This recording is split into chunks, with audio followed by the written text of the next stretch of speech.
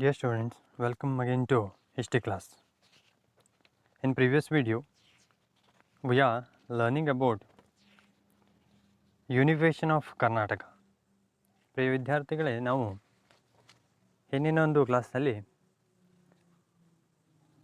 ಕರ್ನಾಟಕದ ಏಕೀಕರಣದ ಕುರಿತಾದಂತೆ ಅಧ್ಯಯನವನ್ನು ಮಾಡ್ತಾ ಬರ್ತಾ ಇದ್ವಿ. In previous video, we learnt about some basic things about Karnataka. ಕರ್ನಾಟಕದ ಕುರಿತಾದಂತೆ ಕೆಲವೊಂದು ಪ್ರಾಥಮಿಕ ಮಾಹಿತಿಯನ್ನು ನಾವು ಈಗಾಗಲೇ ಅಧ್ಯಯನವನ್ನು ಮಾಡಿದ್ದೇವೆ. It means after the independence of India, how the situation of the status. ನಾವು ಏನು ಅಧ್ಯಯನವನ್ನು ಪ್ರಮುಖವಾಗಿ ಹಿಂದಿನ ವಿಡಿಯೋ ಕ್ಲಾಸಲ್ಲಿ ಮಾಡಿದ್ದೇವೆ ಅಂತಂದರೆ, 1947ರ ಸ್ವಾತಂತ್ರ್ಯದ ತರುವಾಯ ಭಾರತದಲ್ಲಿರುವಂತಹ ರಾಜ್ಯಗಳ ಪರಿಸ್ಥಿತಿ ಅನ್ನುವಂಥದ್ದು ಹೇಗಿತ್ತು ಅನ್ನುವಂಥದ್ದನ್ನು ಈಗಾಗಲೇ ಅಧ್ಯಯನವನ್ನು ಮಾಡಿಕೊಂಡು ಬಂದಿದ್ದೇವೆ. ಅಂತೂ ಆ ಪ್ರಿನ್ಸಿಪಲ್ ಸ್ಟೇಟಸ್, ರಾಜ್ಯಗಳು ಸ್ವತಂತ್ರವಾಗಿದ್ದಂತಹದ್ದು, ರಾಜರುಗಳಾಡಿದ್ದಂಥದ್ದು, ಅವರನ್ನು ಮನವೊಲಿಸಿ ಕೊನೆಗೂ ಸಹ ಭಾರತ ಒಕ್ಕೂಟಕ್ಕೆ ಸೇರಿಸಲಾದಂತಹದ್ದು. The iron man Sardar Vallabhbhai Patel, how he worked, so ಹೇಗೆ ಅವರು ಕಾರ್ಯವನ್ನು ಮಾಡಿದ್ರು ಅನ್ನುವಂಥದ್ದಾಗಿ ನಾವು ಈಗಾಗಲೇ ಅಧ್ಯಯನವನ್ನು ಮಾಡಿದಂತಹದ್ದು. And after that reorganization of status. Before that, all princely status bring them to Indian Union, including Oudh, Hyderabad, Kashmir, Junagadh. ಹೇಗೆ ಅವೆಲ್ಲ ಒಂದು ರಾಜರುಗಳನ್ನು ಮನವೊಲಿಸಿಯೋ ಅಥವಾ ಅವರನ್ನು ಫೋರ್ಸ್ಫುಲ್ಲಿಯಾಗಿಯೋ ಭಾರತದ ಒಕ್ಕೂಟಕ್ಕೆ ತಂದಿದ್ರು ಅನ್ನುವಂಥದ್ದನ್ನು ಸಹ ನಾವು ಅಧ್ಯಯನವನ್ನು ಮಾಡಿದ್ದೇವೆ. And after that reorganisation of status. ನಂತರದಲ್ಲಿ ನಾವು ರಾಜ್ಯಗಳ ಪುನರ್ ಸಂಘಟನೆ ಅಥವಾ ರಚನೆಯ ಕುರಿತಾದಂತೆ ಅಧ್ಯಯನವನ್ನು ಮಾಡ್ತಾ ಬರ್ತಾ ಇದ್ವಿ. In the beginning, Congress government also agreed to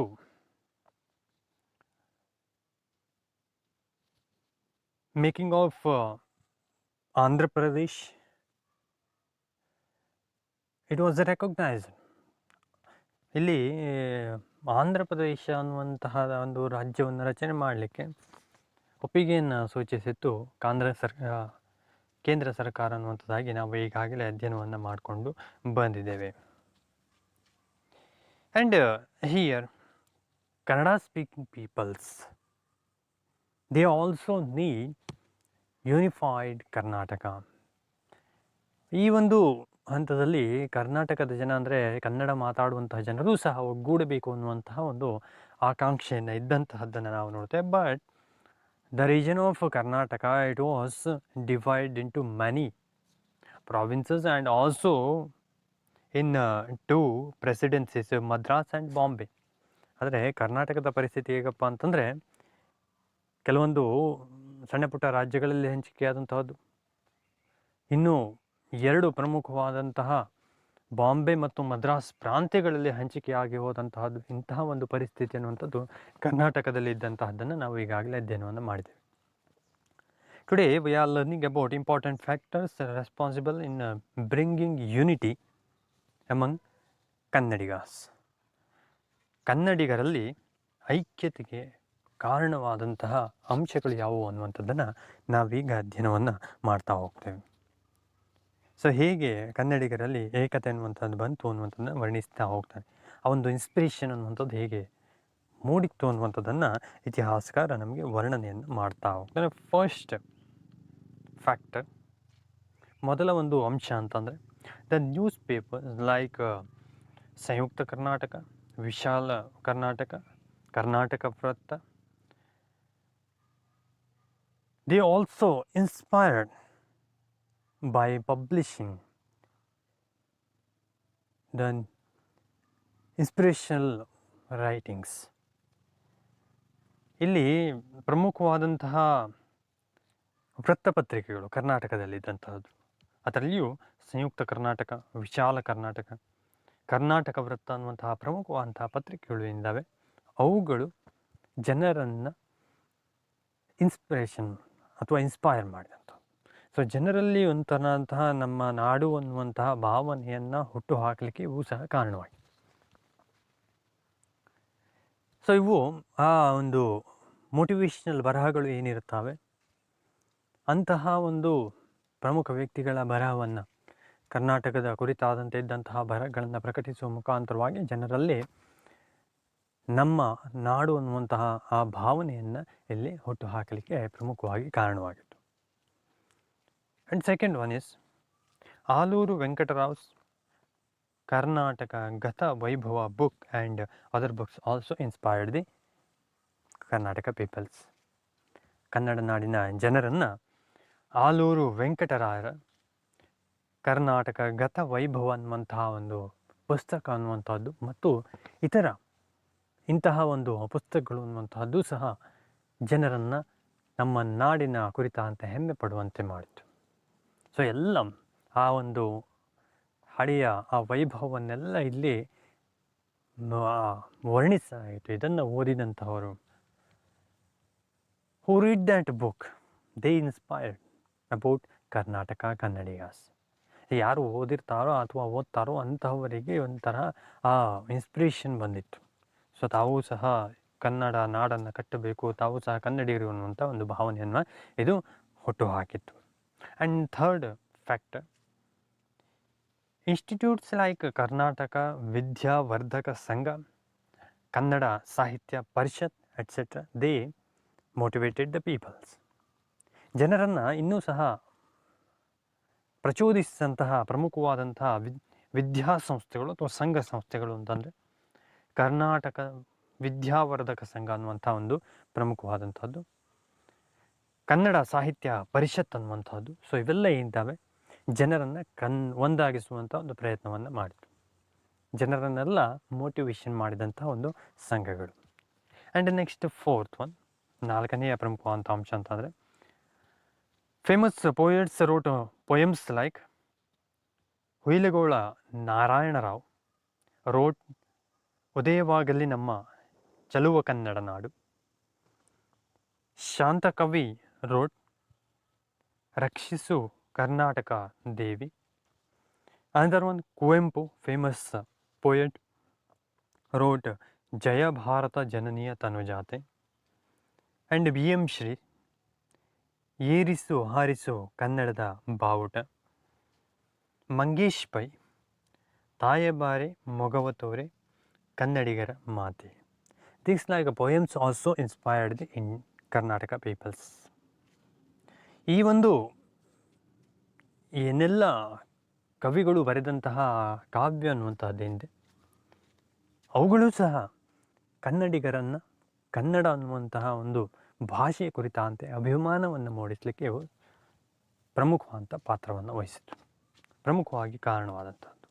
Huilgol ನಾರಾಯಣರಾಯರ ಉದಯವಾಗಲಿ ನಮ್ಮ ಚಲುವ ಕನ್ನಡ ನಾಡು ಅನ್ನುವಂತಹ ಒಂದು ಕವಿತೆ, ಶಾಂತಕವಿ ಬರೆದಂತಹ ರಕ್ಷಿಸು ಕರ್ನಾಟಕ ದೇವಿ ಅನ್ನುವಂತಹ ಕವಿತೆ, ಕುವೆಂಪುರವರ ಜಯ ಭಾರತ ಜನನಿಯ ತನುಜಾತ ಎನ್ನುವಂತಹ ಕವಿತೆ, BM ಶ್ರೀ ಬರೆದಂತಹ ಏರಿಸು ಹಾರಿಸು ಕನ್ನಡದ ಬಾವುಟ ಅನ್ನುವಂತಹ ಕವಿತೆ, ಮಂಗೇಶ್ ಪೈ ಅವರ ತಾಯಬಾರೆ ಮೊಗವ ತೋರೆ ಕನ್ನಡಿಗರ ಮಾತೆ ಎನ್ನುವಂತಹ ಕವಿತೆ. ಇವೆಲ್ಲವೂ ಸಹ ಜನರನ್ನು ಕನ್ನಡ ಭಾಷೆಯತ್ತ ಕರೆತಂದಂಥವು, ತಾವು ತಮ್ಮ ನಾಡು ಅನ್ನುವಂತಹ ಹೆಮ್ಮೆಯನ್ನು ಮತ್ತೂ ಹೆಚ್ಚುಗೊಳಿಸಿದಂತಹ ಇನ್ನೂ ವೃದ್ಧಿಸಿದಂತಹ ಪ್ರಮುಖವಾದಂಥ ಕವಿತೆಗಳಾಗಿದ್ದವು.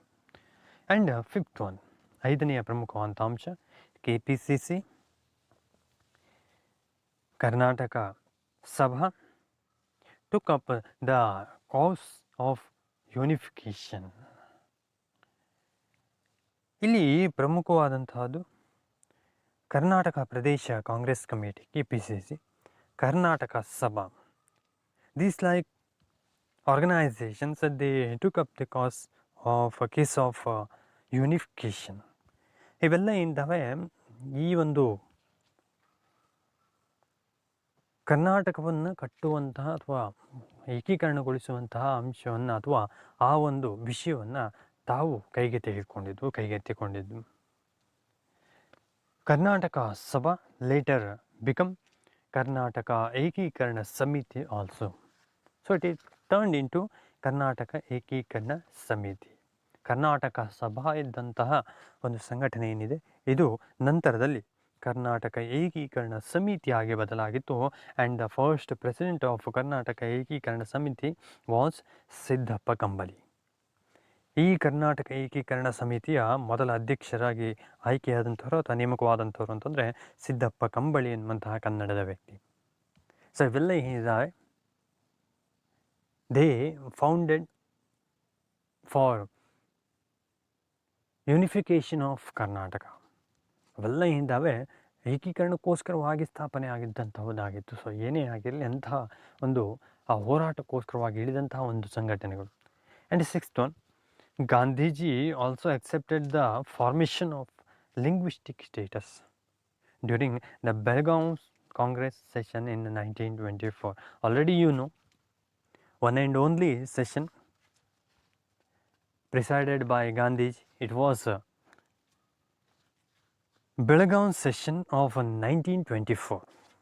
ಗಾಂಧೀಜಿಯವರು ಭಾಗವಹಿಸಿದಂತಹ ಒಂದೇ ಒಂದು ಕಾಂಗ್ರೆಸ್ ಅಧಿವೇಶನ ಅಂತಂದರೆ ಅದು ಬೆಳಗಾವಿ ಅಧಿವೇಶನ 1924ರಲ್ಲಿ ನಡೆದಂತಹದ್ದು. ಸೊ ಅಂತಹ ಅಧಿವೇಶನದಲ್ಲಿ ಗಾಂಧೀಜಿಯವರು ಸಹ ಭಾಷಾ ಆಧಾರದ ಮೇಲೆ ರಾಜ್ಯದ ರಚನೆಯ ಒಂದು ವಿಷಯವನ್ನು ಒಪ್ಪಿಕೊಂಡಿದ್ದಾರೆ. So it is also inspired the ಕನ್ನಡಿಗರನ್ನ ಇದು ಸಹ ಮತ್ತು ಹೆಚ್ಚಿನ ಒಂದು ಪ್ರೇರೇಪಣೆಯನ್ನು ನೀಡಿತ್ತು. ಆ ಕನ್ನಡ ಮಾತಾಡುವಂಥ ಜನರೆಲ್ಲ ಒಗ್ಗೂಡಬೇಕು ಅನ್ನುವಂಥ ಪ್ರೇರಣೆ ಅನ್ನುವಂಥದ್ದು ಆ ಕಾರಣದಲ್ಲೂ ಸಹ ಗಾಂಧೀಜಿಯವರ ಆ ಒಂದು ಕಾರಣದಿಂದಲೂ ಸಹ ಈ ಒಂದು ನಾಡು ಅನ್ನುವಂಥದ್ದು ಕಟ್ಟಲಿಕ್ಕೆ ಮುಂದಾಗಿರುವಂಥದ್ದು. And seventh one, the efforts of leaders like Alur Venkatarao, Siddappa Kambali, Gudleppa Hallikeri and R.H. Deshpande, Gorur Ramaswamy Iyengar, Srinivasrao, Mangalvedhe, Kengal Hanumanthaiah, S Nijalingappa, Andanappa Doddameti etcetera. ಇಲ್ಲಿ ಪ್ರಮುಖನಾಗಿ ನಾವು ನೋಡ್ತಾ ಹೋದರೆ the some important Karnataka leaders, they also made effort to unite the Kannadigas. ಕನ್ನಡಿಗರನ್ನು ಒಂದುಗೂಡಿಸಲಿಕ್ಕೆ ಪ್ರಯತ್ನವನ್ನು ನಡೆಸಿದಂಥವರಲ್ಲಿ ಪ್ರಮುಖವಾದಂಥ ಕರ್ನಾಟಕದ ನಾಯಕರುಗಳ ಪಾತ್ರವನ್ನು ನೋಡ್ತೇವೆ. ಅದರಲ್ಲಿ ಪ್ರಮುಖವಾಗಿ ಆಲೂರು ವೆಂಕಟರಾವ್ ಆಗಿರ್ಬೋದು, ಸಿದ್ದಪ್ಪ ಕಂಬಳಿ, ಗುದ್ಲೆಪ್ಪ ಹೊಲ್ಲಿಕೇರಿ, R.H. ದೇಶಪಾಂಡೆ, ಗೊರೂರು ರಾಮಸ್ವಾಮಿ ಅಯ್ಯಂಗಾರ, ಶ್ರೀನಿವಾಸರಾವ್ ಮಂಗಳವೇಡೆ, ಕೆಂಗಲ್ ಹನುಮಂತಯ್ಯ, ಎಸ್ ನಿಜಲಿಂಗಪ್ಪ, ಅಂದಾನಪ್ಪ ದೊಡ್ಡಮೇಟಿ, ಇವರೆಲ್ಲರೂ ಸಹ ಪ್ರಮುಖವಾದಂತಹ ಕರ್ನಾಟಕದ ನಾಯಕರುಗಳು. ಇವರು ಕನ್ನಡಿಗರನ್ನು ಒಂದುಗೂಡಿಸುವಂತಹ ಪ್ರಯತ್ನವನ್ನು ನಡೆಸಿದರು. ಸೊ ಇದು ಸಹ ಆ ಕರ್ನಾಟಕದ ಏಕೀಕರಣ ಚಳುವಳಿಯಲ್ಲಿ ಅಥವಾ ಆ ಏಕೀಕರಣಗೊಳ್ಳಲಿಕ್ಕೆ ಇದು ಸಹ ಒಂದು ಮೋಟಿವೇಶನ್ ಆಗಿತ್ತು. ಆ ಎಲ್ಲ ಕಾರಣದಿಂದಾಗಿ ಇವೆಲ್ಲ ಅಂಶಗಳು ಸಹ ಕರ್ನಾಟಕದ ಏಕೀಕರಣಕ್ಕೆ ಒಂದು ಸಹಾಯಕವಾದಂತಹ ಅಂಶಗಳಾಗಿತ್ತು. And after that, central government appointed Dhar committee in 1948. So it took the question of reorganization of status. ಸರ್ಕಾರ ಏನಿದೆ, ಕೇಂದ್ರ ಸರ್ಕಾರ ಒಂದು ಸಮಿತಿಯನ್ನು ರಚನೆ ಮಾಡಿ ಕಳಿಸ್ತು. ಧಾರ್ ಸಮಿತಿ ಅಂತೇಳಿ ಕರಿತೇವೆ. ಸೊ ಆ ಧಾರ್ ಸಮಿತಿ ಅನ್ನುವಂಥದ್ದೇನಿದೆ 1948ರಲ್ಲಿ ರಚನೆ ಆದಂತಹದ್ದು. ಇದು ಈಗ ಪುನರ್ರಚನೆಯ ಕುರಿತು ಇರುವಂತಹ ಪ್ರಶ್ನೆಗಳನ್ನು ಪರಿಶೀಲನೆಯನ್ನು ಮಾಡಲಿಕ್ಕೆ ಹೊರಟಿತು. So this Dhar committee rejected the formation of states on the basis of language.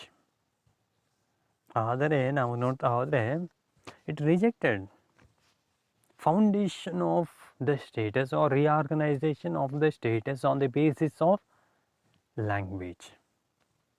ಭಾಷಾ ಆಧಾರದ ಮೇಲೆ, ಅಂದರೆ ಕನ್ನಡ, ತೆಲುಗು, ತಮಿಳು, ಹೀಗೆ ಬೇರೆ ಬೇರೆ ಭಾಷೆಯ ಆಧಾರದ ಮೇಲೆ ವಿಭಜನೆ ಮಾಡುವಂಥದ್ದು, ಅಂದರೆ ರಾಜ್ಯವನ್ನು ನಿರ್ಮಿಸುವಂತಹದ್ದು, ಇಂತಹ ಒಂದು ಆ ಪ್ರಸ್ತಾವನೆಯನ್ನು ತಳ್ಳಿಹಾಕಿತ್ತು. It opinion that it was detrimental to the Indian integration. So ಅದರ ಪ್ರಕಾರ ಏನಪ್ಪ ಅಂತಂದರೆ it is a dividing the Indian and also it is harmful to nationalism.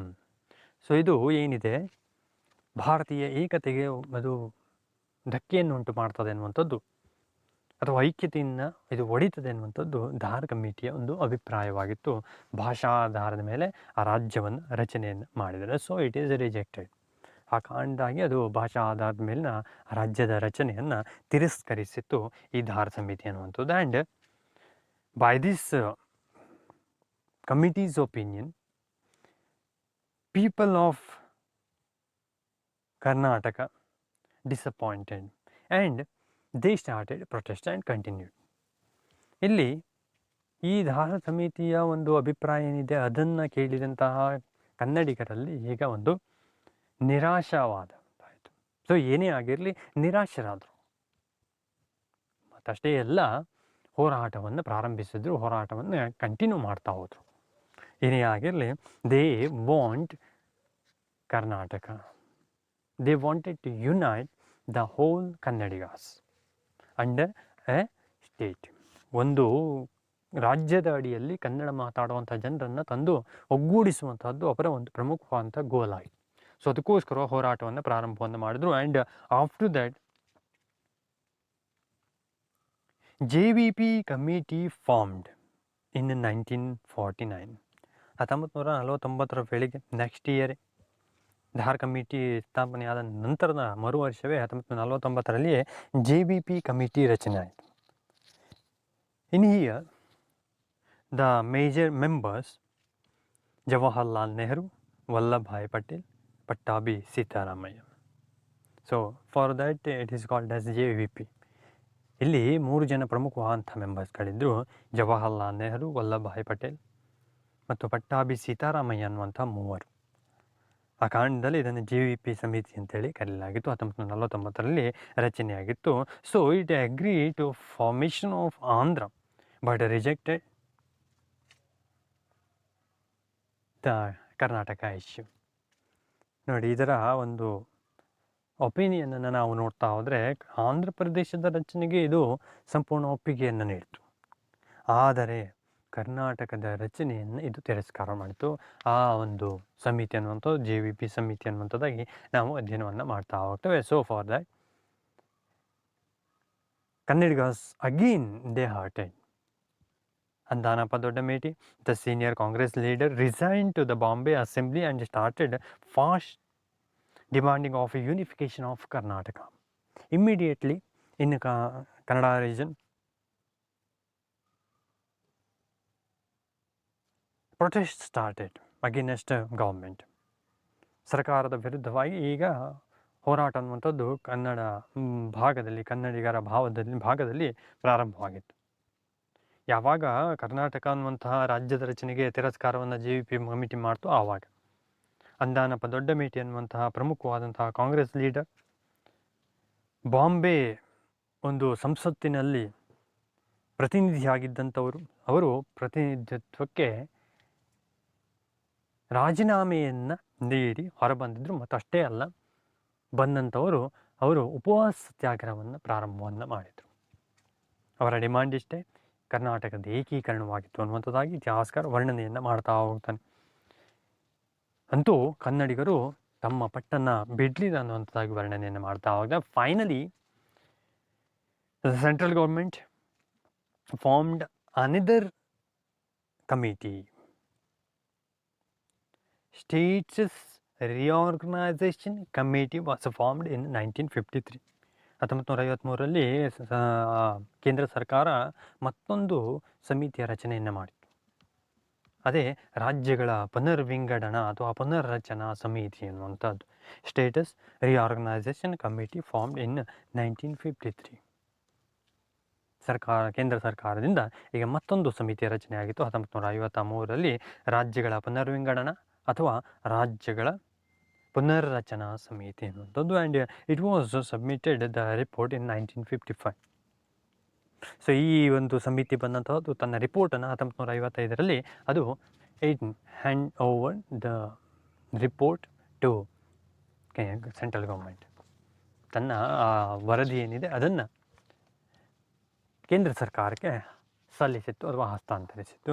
So ಏನೇ ಆಗಿರಲಿ, committee included the member of Fazal Ali, the chairman of the status reorganisation committee, other major members H.N. Kunjuru and K.M. Panikar. So this status reorganization committee also called as Fazal Ali Committee.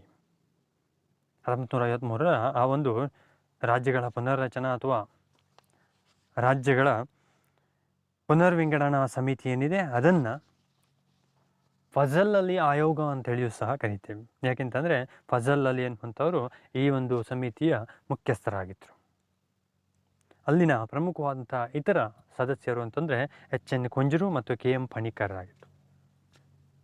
So ಆ ಕಾರಣದಿಂದಾಗಿ ಇದನ್ನು ಫಜಲ್ ಅಲಿ ಸಮಿತಿ ಅಥವಾ ಆಯೋಗ ಅಂತೇಳಿ ಕರೆಯಲಾಗ್ತದೆ. And Fazal Ali committee ಅವರ status reorganisation committee recommended some recommendations. ಇಲ್ಲಿ ಕೆಲವೊಂದು ಪ್ರಮುಖವಾದಂತಹ ರೆಕಮೆಂಡೇಶನನ್ನು ಇದು ಮಾಡಿತ್ತು. ಸೊ ಏನಪ್ಪ ಅಂತಂದರೆ, so most of the recommendation also implemented on 1st November 1956.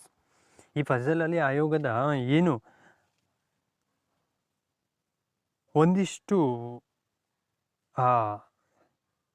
ಸಜೆಷನ್ಸ್ಗಳು ಏನಿದ್ದಾವೆ ಅದೆಲ್ಲವೂ ಸಹ ಜಾರಿಗೆ ತರಲಾಗಿತ್ತು ಅನ್ನುವಂತಾಗಿ ಇತಿಹಾಸಕಾರ ವರ್ಣನೆಯನ್ನು ಮಾಡ್ತಾ ಹೋಗ್ತೀನಿ 1 November 1956 ವೇಳೆಗೆ. ಸೊ ಅದರಲ್ಲಿ ಪ್ರಮುಖವಾಗಿ bringing the reorganised Mysore state into existence. So November 1, 1956 ಸಂಘಟಿತ ಮೈಸೂರು ರಾಜ್ಯ ರಚಿಸುವ ಮೂಲಕ ಅದನ್ನು ಜಾರಿಗೆ ತಂದಂತಹದ್ದನ್ನು ಸಹ ನಾವಿಲ್ಲಿ ಗಮನಿಸ್ತಾ ಹೋಗ್ತೇವೆ. And the it is called as new Mysore state also in 1st November 1956. 1956 November 1 ಏನು ಆ ಎಲ್ಲ ಒಂದು ಭಾಗಗಳನ್ನು ಸೇರಿಸಿ ಒಂದು ರಾಜ್ಯವನ್ನು ಆಗಿಸಿದ್ರು, ಮೈಸೂರು ರಾಜ್ಯ ಅನ್ನುವಂಥದ್ದಾಗಿ ಅದನ್ನು ಒಂದುಗೂಡಿಸಿದಂತಹ ರಾಜ್ಯವನ್ನಾಗಿಸಿದರು. ಅದನ್ನು ನವ ಮೈಸೂರು ರಾಜ್ಯ ಅಂತೇಳಿ ಕರೆಯಲಾಗಿತ್ತು. ನಮಗೀಗಾಗಲೇ ಗೊತ್ತಿದ್ದಂತೆ old Mysore state, Raichur, Bidar and Gulbarga district from Hyderabad presidency it was bring into new Mysore state. Hyderabad ಪ್ರಾಂತ್ಯದಲ್ಲಿದ್ದಂತಹ ಹಳೆಯ ಮೈಸೂರು ರಾಜ್ಯ, ರಾಯಚೂರು, ಬೀದರ್, ಗುಲ್ಬರ್ಗ, ಸೊ ಇವನ್ನೆಲ್ಲ ಏನು ಮಾಡಿದ್ದು ಅಂತಂದರೆ ನವ ಮೈಸೂರು ರಾಜ್ಯಕ್ಕೆ ತಂದಂತಹದ್ದು. And Belgaum, Dharwad, Bijapur and Uttara Kannada and also Kollegal from Bombay presidency. Bombay ಪ್ರಾಂತ್ಯದಿಂದ ಬೆಳಗಾಂ, ಧಾರವಾಡ, ಬಿಜಾಪುರ ಮತ್ತು ಉತ್ತರ ಕನ್ನಡ ಮತ್ತು ಕೊಳ್ಳೇಗಾಲವನ್ನು ನವ ಮೈಸೂರು ರಾಜ್ಯಕ್ಕೆ ತರಲಾಗಿದೆ. ಬಳ್ಳಾರಿ, ದಕ್ಷಿಣ ಕನ್ನಡ ಆ್ಯಂಡ್ ಅದರ Kollegal region from Madras and Kodagu. ಇಲ್ಲಿ ಮದ್ರಾಸ್ ಮತ್ತು ಕೊಡಗು ಅನ್ನುವಂತಹ ಭಾಗದಿಂದ ಬಳ್ಳಾರಿ, ದಕ್ಷಿಣ ಕನ್ನಡ ಮತ್ತು ಕೊಳ್ಳೇಗಾಲದ ಇತರ ಪ್ರದೇಶಗಳನ್ನು ನಾವು ಮೈಸೂರು ರಾಜ್ಯಕ್ಕೆ ಸೇರಿಸಲಾಗಿತ್ತು. ಏನೇ ಆಗಿರಲಿ, all the places R formed together in new United Mysuru ಅಂತೂ 1 November 1956 ಅವನ್ನೆಲ್ಲ ಸೇರಿಸಿ ಒಂದು ರಾಜ್ಯವನ್ನು ಆಗಿಸಲಾಗಿತ್ತು ಅನ್ನುವಂತಾಗಿ ವರ್ಣನೆಯನ್ನು ಇತಿಹಾಸಕಾರ ಮಾಡ್ತಾ ಹೋಗ್ತಾನೆ.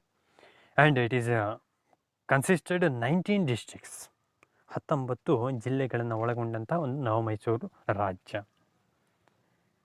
And S Nijalingappa become the chief minister of a new Mysore state. ಈಗ ಎಸ್ ನಿಜಲಿಂಗಪ್ಪನವರು ನವ ಮೈಸೂರು ರಾಜ್ಯದ ಮೊದಲ ಆ ಒಂದು ಮುಖ್ಯಮಂತ್ರಿಯಾಗಿ ನೇಮಕವಾಗಿದ್ದರು. S Nijalingappa become the chief minister of new Mysore state. So ಆ ಒಂದು ನವ ಮೈಸೂರು ರಾಜ್ಯ ಅನ್ನುವಂಥದ್ದು ಯಾವಾಗ ರಚನೆ ಆಗಿತ್ತು ಆವಾಗ ಎಸ್ ನಿಜಲಿಂಗಪ್ಪದವರು ಆ ಒಂದು ರಾಜ್ಯದ ಮುಖ್ಯಮಂತ್ರಿಗಳಾಗಿದ್ದರು. ಇದಕ್ಕಿಂತ ಪೂರ್ವದಲ್ಲಿ ನಾವು ಅಧ್ಯಯನವನ್ನು ಮಾಡಿದಂತೆ ಓಲ್ಡ್ ಮೈಸೂರು ಸ್ಟೇಟ್, ಹಳೆಯ ಮೈಸೂರು ರಾಜ್ಯಕ್ಕೆ K C Reddy was CM. K C ರೆಡ್ಡಿಯವರು ಅಲ್ಲಿ ಮುಖ್ಯಮಂತ್ರಿ ಆಗಿದ್ದರು ಅನ್ನುವಂಥದ್ದನ್ನು ಈಗಾಗಲೇ ಅಧ್ಯಯನವನ್ನು ಮಾಡಿಕೊಂಡು ಬಂತೇವೆ. ನವ ಮೈಸೂರು ರಾಜ್ಯಕ್ಕೆ ಎಸ್ ನಿಜಲಿಂಗಪ್ಪನವರು ಮೊದಲ ಮುಖ್ಯಮಂತ್ರಿ ಆಗಿದ್ದರು. And after that new Mysore state renamed as Karnataka on 1st November 1973. ಆ ನಂತರದಲ್ಲಿ 1 ನವಂಬರ್ 1973 ವೇಳೆಗೆ ನವ ಮೈಸೂರು ರಾಜ್ಯಕ್ಕೆ ಕರ್ನಾಟಕ ಅನ್ನುವಂಥದ್ದಾಗಿ ಮರುನಾಮಕರಣವನ್ನು ಮಾಡಲಾಯಿತು. ಸೊ ಹೀಗೆ ಹಳೆಯ ಮೈಸೂರು ರಾಜ್ಯ ಇದ್ದಂತಹದ್ದು, ಅಂದರೆ ಕೆ ಸಿ ರೆಡ್ಡಿಯವರಿಂದ ಆಳ್ತಾ ಇದ್ದಂತಹದ್ದು. ಸೊ CM ಆಗಿದ್ದಂಥವ್ರು, ಫಸ್ಟ್ CM ಆಗಿದ್ದಂಥವ್ರು ಹಳೆಯ ಮೈಸೂರು ರಾಜ್ಯಕ್ಕೆ. ಆಮೇಲೆ ಹೊಸ ಮೈಸೂರು ರಾಜ್ಯವಾಗಿ ರಚನೆ ಆದಂತಹದ್ದು. ಇಲ್ಲಿ ಹೊಸ ಮೈಸೂರು ರಾಜ್ಯ ರಚನೆ ಆದ ಮೇಲೆ ಎಸ್ ನಿಜಲಿಂಗಪ್ಪನವರು ಮೊದಲ ಮುಖ್ಯಮಂತ್ರಿ ಆದಂಥದ್ದು. ಆಮೇಲೆ ಅದನ್ನು 1 ನವಂಬರ್ 1973 ವೇಳೆಗೆ ಕರ್ನಾಟಕ ಅನ್ನುವಂಥದ್ದಾಗಿ ಮರುನಾಮಕರಣವನ್ನು ಮಾಡಿದಂಥದ್ದು. ಏನೇ ಆಗಿರಲಿ, finally unification of Karnataka achieved. ಅಂತೂ ಕೊನೆಗೂ ಸಹ ಕರ್ನಾಟಕ ಅನ್ನುವಂತಹ ಅಥವಾ ಕರ್ನಾಟಕದ ಏಕೀಕರಣ ಅನ್ನುವಂತಹ ಒಂದು ಹೋರಾಟವನ್ನು ಸಂಪೂರ್ಣವಾಗಿ ಯಶಸ್ಸುಗೊಳಿಸಲಾಗಿತ್ತು. So Karnataka state made, Karnataka ರಾಜ್ಯವನ್ನು ರಚಿಸಲಾಗಿತ್ತು ಅನ್ನುವಂಥದ್ದಾಗಿ ಇತಿಹಾಸಕಾರ ವರ್ಣನೆಯನ್ನು ಮಾಡ್ತಾ ಹೋಗ್ತಾನೆ. ಸೊ ಏನೇ ಆಗಿರಲಿ, ಅಂತೂ ಸ್ವಾತಂತ್ರ್ಯವಾದ ತರುವಾಯದಲ್ಲಿ ಕರ್ನಾಟಕ ಅನ್ನುವಂತಹ ರಾಜ್ಯವೂ ಸಹ ರಚನೆ ಆಗಿತ್ತು ಅನ್ನುವಂಥದ್ದಾಗಿ ಇತಿಹಾಸಕಾರ ವರ್ಣನೆಯನ್ನು ಮಾಡ್ತಾ ಹೋಗ್ತಾನೆ. So in next class we are studying about the map of India, and we are pointing the historical places in that map. Thank you.